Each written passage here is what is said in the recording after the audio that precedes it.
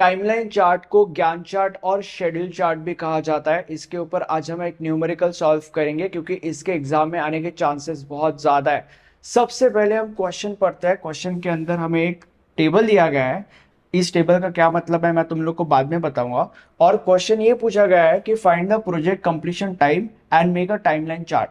इसका मतलब ये है कि जो प्रोजेक्ट हमें दिया गया है ये प्रोजेक्ट कब तक कंप्लीट होगा वो टाइम हमें कैलकुलेट करना है। और उस टाइम को कैलकुलेट करने के लिए हमें टाइमलाइन चार्ट की हेल्प लेनी है। मतलब एकदम आसान भाषा में हमें एक टाइमलाइन चार्ट ड्रॉ करना है और उसके हेल्प से हमें ये पता लगाना है कि जो प्रोजेक्ट हमें मिला है वो प्रोजेक्ट कब तक या कितने टाइम में कंप्लीट होगा।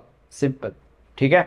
अब सबसे पहले ये टेबल समझ लेते हैं जो क्वेश्चन के अंदर गिवन है। सबसे पहले एक्टिविटी, जो प्रोजेक्ट हमें दिया गया है उसके अंदर 7 एक्टिविटीज है, ABCDEFG, राइट। उसके बाद ड्यूरेशन इन वीक्स, मतलब हर एक्टिविटी को कंप्लीट करने के लिए कितना टाइम लगेगा। ए इस एक्टिविटी को कंप्लीट करने के लिए 7 वीक्स लगेंगे, बी इस एक्टिविटी को कंप्लीट करने के लिए 9 वीक्स लगेंगे, सी इस एक्टिविटी को कंप्लीट करने के लिए 12 वीक्स लगेंगे, डी को 8, ई को 9, एफ को 6 और जी को 5। इंटरडिपेंडेंसी, इसका मतलब यह है कि हम सी इस एक्टिविटी को तब तक चालू नहीं कर सकते जब तक ए ये एक्टिविटी कंप्लीट नहीं हो जाती तब तक। डी इस एक्टिविटी को हम तब तक चालू नहीं कर सकते जब तक ए एंड बी ये दो एक्टिविटीज नहीं कंप्लीट हो जाती तब तक।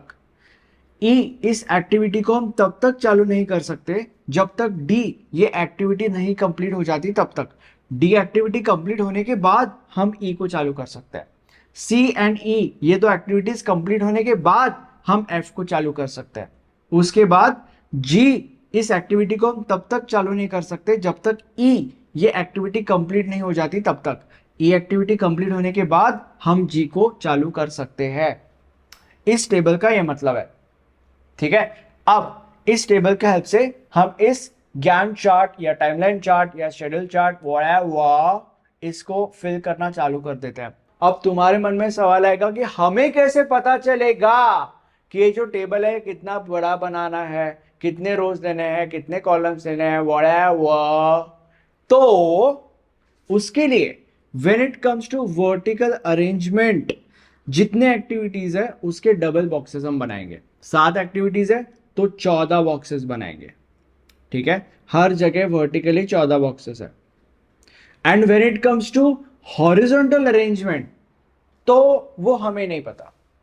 जैसे जैसे हम आगे बढ़ते जाएंगे वैसे वैसे हमें क्लियर होते जाएगा, ठीक है। तो वो बात की बात है, बाद में तुम्हें क्लियर हो जाएगा कि हॉरिजॉन्टली कितने बॉक्सेस लेने हैं। तो अभी क्वेश्चन को सॉल्व करना चालू कर देते हैं। क्वेश्चन को हम सॉल्व करेंगे सबसे पहले एक्टिविटी से। सबसे पहली एक्टिविटी है ए, जिसको कंप्लीट करने के लिए लग रहा है 7 वीक्स।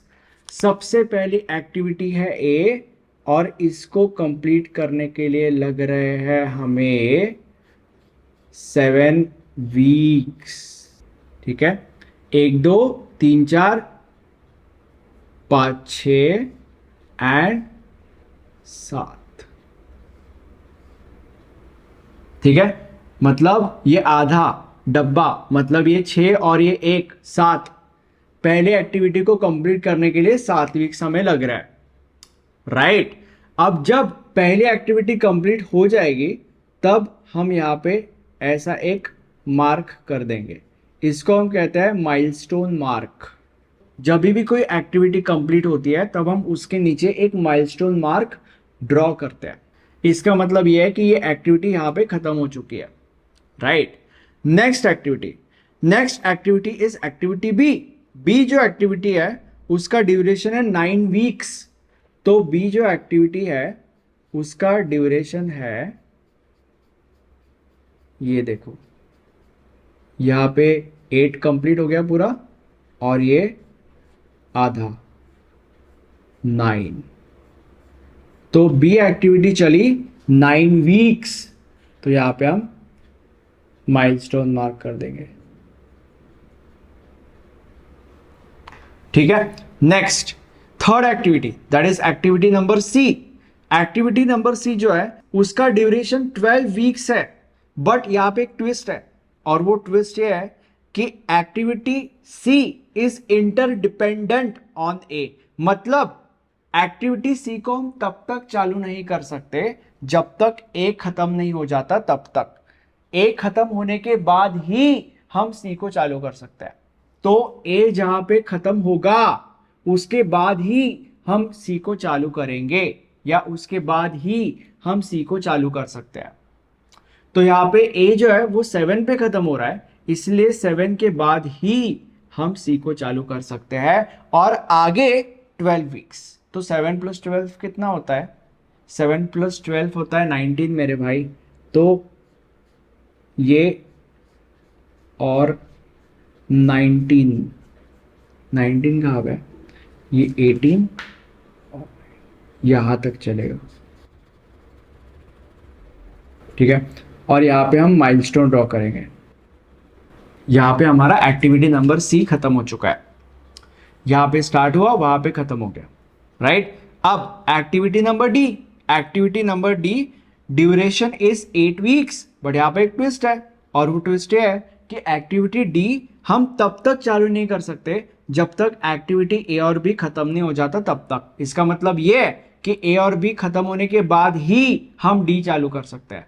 तो ए यहाँ पे खत्म हो रहा है और बी यहाँ पे खत्म हो रहा है, तो ये खत्म होने के बाद ही, मतलब अब यहाँ पे ए और बी खत्म हो चुका है दोनों, राइट। तो इसके बाद ही हम डी को चालू कर पाएंगे, ठीक है। तो इसीलिए हम यहां से डी की शुरुआत करेंगे। ये क्या है? ये 9 है, ओके, ये 9 है। 9 के बाद डी 8 वीक्स लेगा, तो 9 + 8 कितना होता है? 17।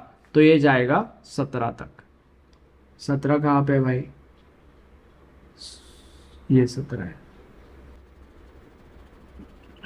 और यहां पे हम माइलस्टोन ड्रॉ करेंगे, ठीक है। तो ये हो गया एक्टिविटी नंबर डी। अब एक्टिविटी नंबर ई 9 वीक्स ले रहा है, बट एक्टिविटी नंबर ई को हम तब तक चालू नहीं कर सकते जब तक डी खत्म नहीं हो जाता, तब तक। तो डी खत्म होने के बाद ही हम ई को चालू कर सकते हैं, राइट। तो डी कहां पे खत्म हो रहा है? डी जो है वो यहां पे खत्म हो रहा है, तो इसके बाद ही हम ई को चालू कर सकते हैं, ओके। तो इसके बाद हम ई को चालू करेंगे, और ई कितना ले रहा है? 9 वीक्स। आगे के 9 वीक्स ये क्या है? ये है 17। तो 17 + 9 कितना होता है? 26। तो यहां से 26 तक, मतलब ये पूरा यहां पे 26 खत्म हो रहा है, राइट। तो यहां पे हम पूरा करेंगे। उसके बाद एफ। अब उसके बाद बारी आती है एफ की। एफ को 6 वीक्स लग रहा है ड्यूरेशन में, बट जब तक हम सी और ई को कंप्लीट नहीं कर लेते तब तक हम एफ की शुरुआत नहीं कर सकते। मतलब सी और ई खत्म होने के बाद ही हम एफ को चालू कर सकते हैं। सी एंड ई खत्म कब हो रहा है? सी एंड ई जो है वो खत्म हो रहा है, मतलब यहाँ पे तो सी खत्म हो रहा है, ठीक है, बट ई जो है वो यहाँ पे खत्म हो रहा है, मतलब इसके बाद ही हम एफ को चालू कर सकते हैं। तो उसके बाद 6 वीक्स, ये क्या है? ये है 26। तो 26 के बाद 6 वीक्स, दैट इज 32, ठीक है। तो यहां से हम शुरू करेंगे और जाएंगे 32 तक, और यहां पे हम माइलस्टोन मार्क कर देंगे। यहां पे हमारा एफ खत्म हो चुका है। आफ्टर दैट जी को कंप्लीट करने के लिए 5 वीक्स लग रहा है, बट जी को हम ई के बाद ही चालू कर सकते हैं। ई कहाँ पे खत्म हो रहा है? ई जो है वो यहाँ पे खत्म हो रहा है, तो इसके बाद ही हम जी को चालू कर सकते हैं, जिसको कंप्लीट करने के लिए हमें 5 वीक्स लग रहा है। तो ये कहाँ पे खत्म हो रहा है? ये 26 पे खत्म हो रहा है। तो 26 + 5 कितना होता है? 31। मतलब ये 32 का है, मतलब अगर इसका आधा, मतलब दैट वुड बी 31, राइट। तो यहाँ तक, और यहाँ पे हम माइलस्टोन बना देंगे। ये हमारा जी भी खत्म हो चुका है।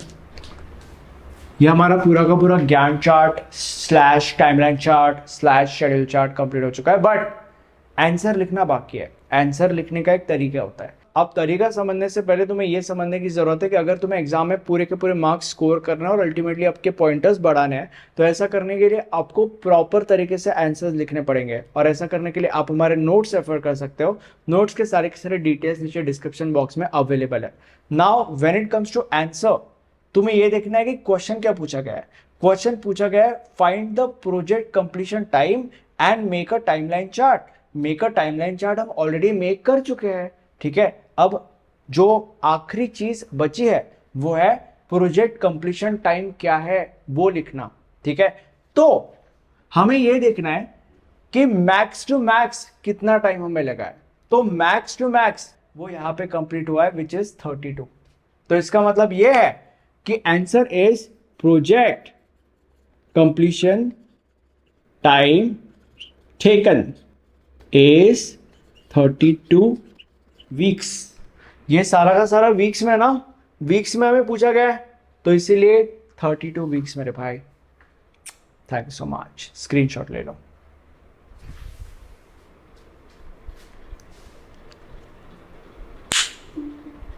Sorry, I don't understand.